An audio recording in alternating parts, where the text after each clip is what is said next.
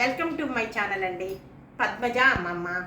ఏంటి ఈ ఈరోజు శ్రీరామనవమి శుభాకాంక్షలు అందరికీ కూడా. శ్రీరామనవమి శుభాకాంక్షలు ఈరోజు నా వ్యూవర్స్కి, నా సబ్స్క్రైబర్స్కి అందరికీ కూడా, ప్రతి ఒక్కరికి శ్రీరామనవమి శుభాకాంక్షలు. శ్రీరామనవమి అనేది చాలా మంచి రోజు అండి.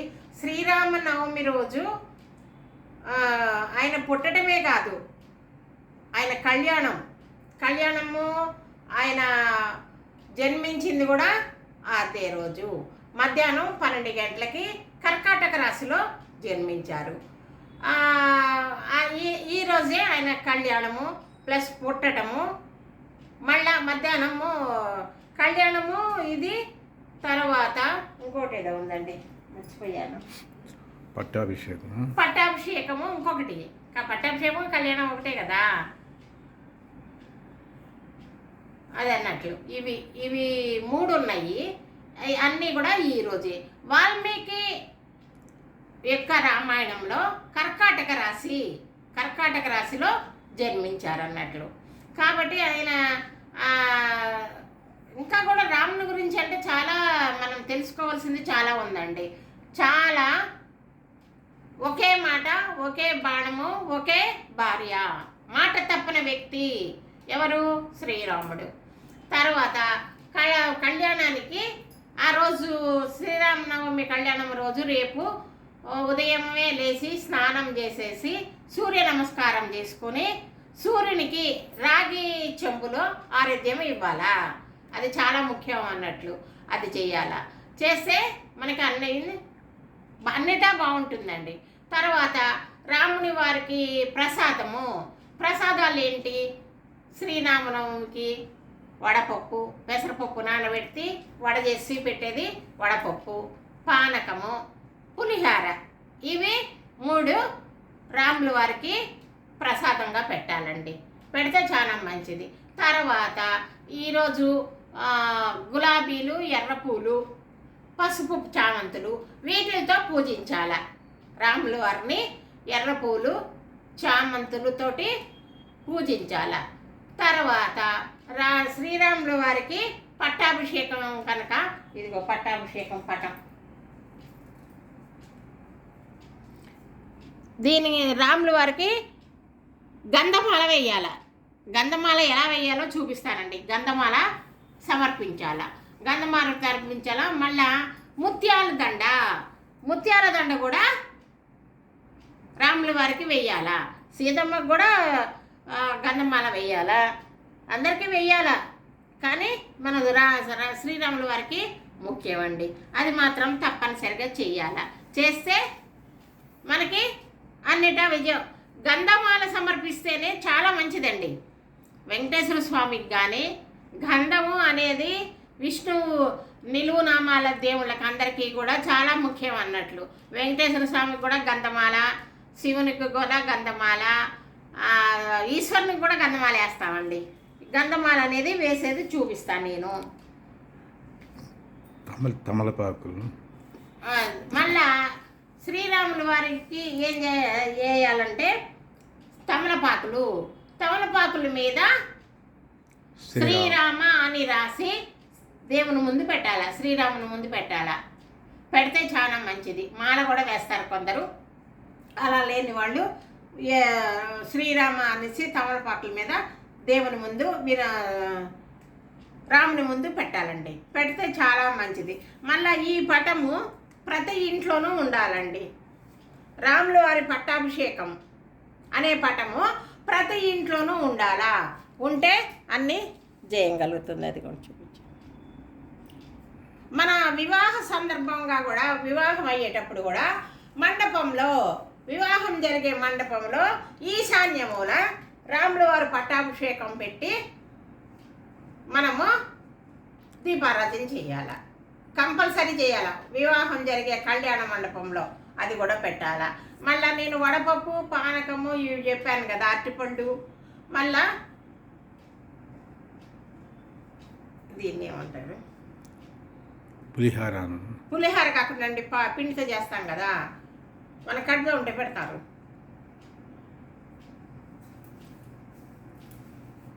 అదేనండి, ఇవన్నీ కూడానండి. ఒక్క నిమిషం ఆలోచించుకుని చెప్తాను. ఈ మాల ఎలా వేయాలనేది చెప్తానండి.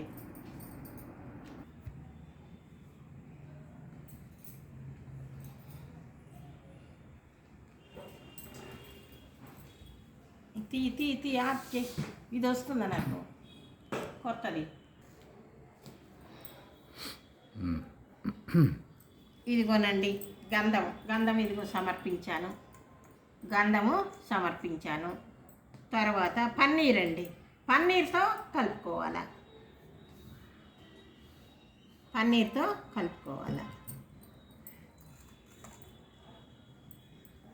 ఇదిగో ఈ విధంగా కలుపుకోండి.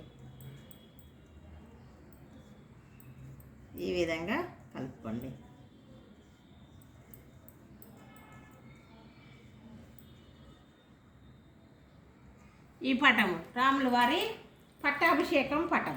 ఈ పట్టాభిషేక పటానికి గంధమాల వేద్దాం. చూడండి,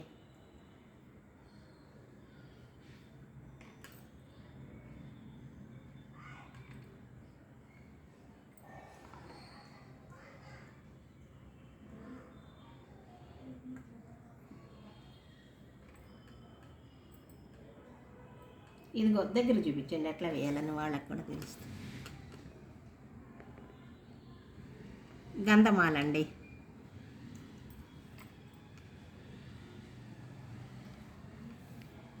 ఆరాలన్నట్టు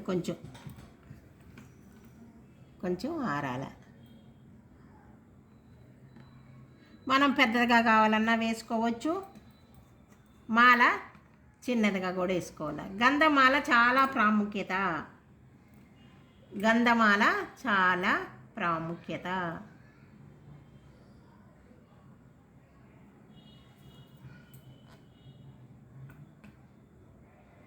అదిగోండి వేసామా గంధమాల. తర్వాత సీతమ్మ వారికి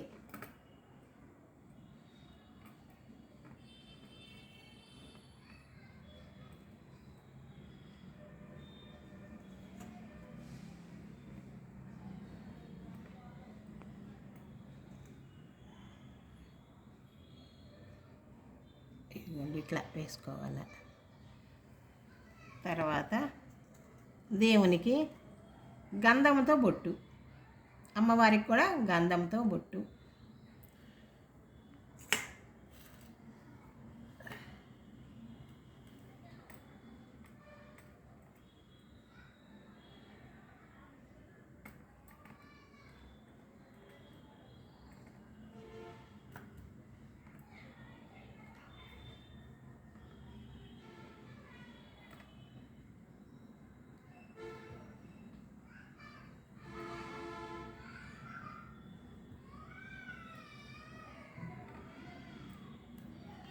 గంధమాల విశేషమండి, రాముల వారికి గంధమాల విశేషము.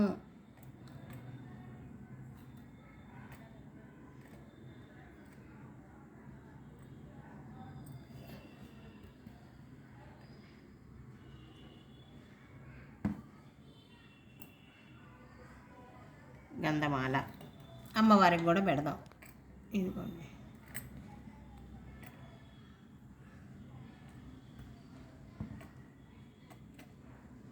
సువాసన వస్తుందండి, సువాసన భరితంగా ఉంది.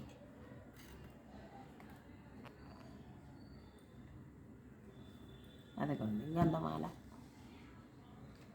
తర్వాత గంధంతో కుంకుమ.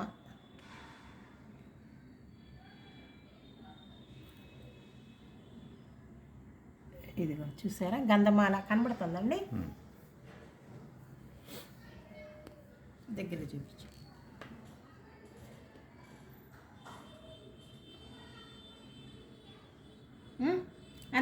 అన్ని దేవుళ్ళకి కూడా మనము గంధముతో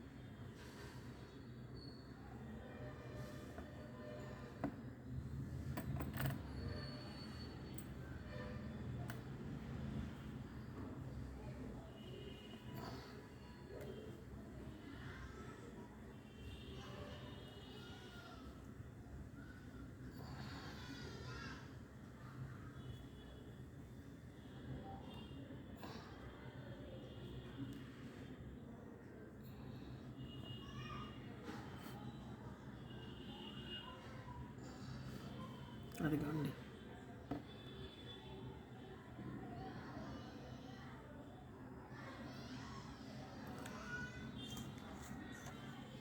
రాముల వారి గొడుగు కూడా పెట్టాలండి. చూసారా వచ్చిందండి అన్నీ.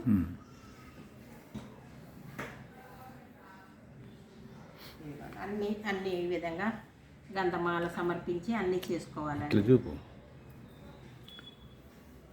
కనబడుతుందా అని ఇట్లా నీడగా రాముల వారి పట్టాభిషేకం గంధమాల సమర్పించుకునేది. రాముల వారికి రేపు నైవేద్యం, అదే పట్టాభిషేకం రోజు నైవేద్యం ఏంటి? వడపప్పు, పానకము, పులిహార రాలేదు పేరు, ఇంతకుముందు చెప్పాను ఏంటని, చలిమిడి, బెల్లం, అంత బెల్లం ముక్క కూడా పెట్టాలి అక్కడ దేవునికి. రాముల వారికి వడపప్పు, పానకము, పులిహార ప్లస్ చలిమిడి, అరటిపళ్ళు, ఇవన్నీ పళ్ళని పెట్టుకుంటాంగా, ఈ విధంగా పెట్టుకుంటామండి. తర్వాత రాముల వారి ముందు ఇదిగో ఇట్లా ఈ విధంగా తీసుకుని తమలపాకు తీసుకొని, తెలుసు కదా ఇది అందరికీ తెలిసిందే, నేను చెప్తున్నా.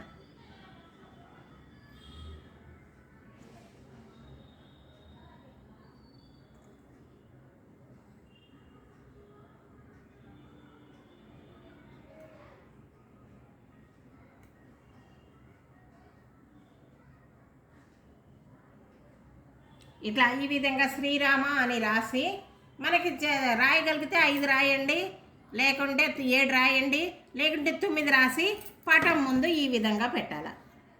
శ్రీరామ అని రేపు అదే శ్రీరామనవమి రోజు పెట్టాలండి.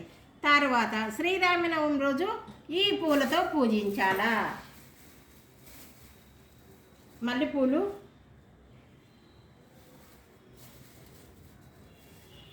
గులాబీలు, మళ్ళా చామంతులు, ఈ పూలతోటి పూజించాలా. ఇదిగో చూపించండి.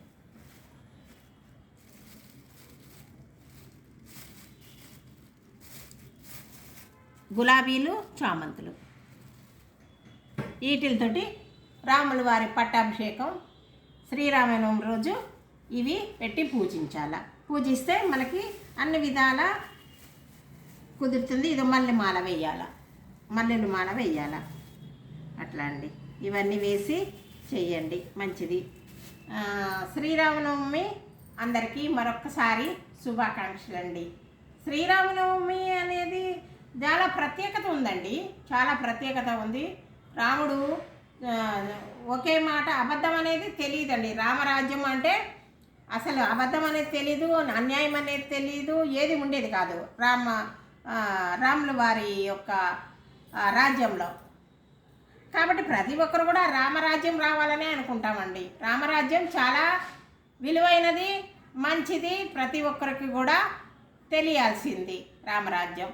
మనకి ఈ సంవత్సరం ఇది కూడా మన ఏందండి అయోధ్యలో రాముడు కూడా చాలా బాగున్నారండి. అది ఎంత చూడవలసిన ప్రదేశము. నేను వెళ్ళలేదు కానీ టీవీలో వీటిల్లో చూడటమే. నాకు చాలా వెళ్ళాలని ఉంది కానీ అంత దూరం వెళ్ళగలనో లేదో అనుకుంటున్నానండి. అయోధ్య రాముడిని చూడాలనే ఉంది. మనకు అయోధ్య రాముడు వచ్చారు, అయోధ్యలో రామాలయం వచ్చింది, చాలా సంతోషము. ఇదేనండి నా యొక్క వీడియో. నా వీడియో చూస్తుంటే సబ్స్క్రైబ్ చేయండి, గంట కొట్టండి, షేర్ చేయండి, లైక్ చేయండి, పద్మజాని ముందుకు పంపుతారని అనుకుంటున్నానండి. చూసేవాళ్ళందరూ కూడా సబ్స్క్రైబ్ చేయండి, మళ్ళీ కామెంట్స్ పెడితే నాకు ఏంటి అనేది తెలుస్తుంది. అదేనండి. నమస్తే అండి. మళ్ళీ ఒక సర్వేజన సుఖినోభవంతు. సర్వేజన సుఖినోభవం అంటే అందరూ బాగుండాలేనండి. మళ్ళీ ఒక మంచి వీడియోతో మీ ముందుకు వస్తానండి. బాయ్.